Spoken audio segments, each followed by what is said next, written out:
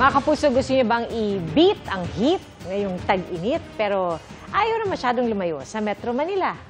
Aba, perfect sa inyo ang dinarayong Tampisawan sa Bulacan. Silipin yan sa pagtutok ni Nico Wahe.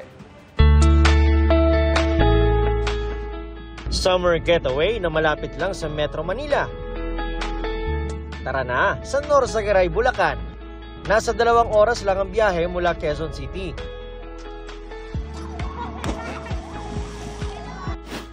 Isa sa mga dinarayo dito, ang Lawasan River. Dito raw nag-outing tuwing tag-init ang pamilya ni Rona May na mula Balagtas, Bulacan. Ilog po, ilog kasi malinaw, mas malamig ang tubig at walang bayad. Dito na rin daw nakulayan sa wakas ang drawing na gala ng barkadang ito mula Caloocan. Mas natutuloy pagbiglaan. Sikat po kasi yung Norsagaray kaya po dito namin na piling puntahan.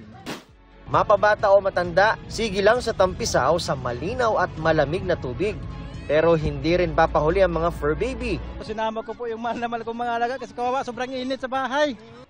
Dito sa Lawasan River, libre naman ng entrance. Pero pwede naman magrenta ng cottage na nasa 400 to 500 pesos.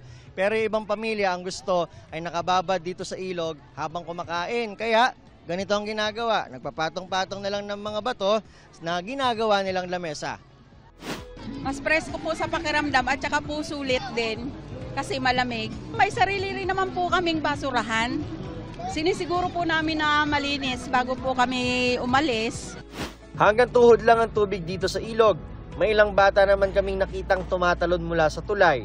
Ipinagbabawal daw ito dahil lubhang delikado. Nag-iikot naman ang mga may-ari ng mga nagpaparenta ng cottage para tiyaking ligtas ang kanilang mga customer. Alang lifeguard dito dahil na napakababaw nga ng tubig dito eh. Yung mga magulang naman, yung mga batang maliliit, sabi ko babantayan nila. Mula pa raw nung Huwebes Santo, nagsimulang dumagsa yung mga nagbabakasyon at gustong magtampisaw dito sa Lawasan River. Kaya naman yung mga nagpapakottage ay sinusulit na raw yung dami ng tao dahil malamang pagdating ng Lunes ay magbabalik normal na muli rito. Para sa GMA Integrated News, Nico Wahe, nakatutok 24 oras.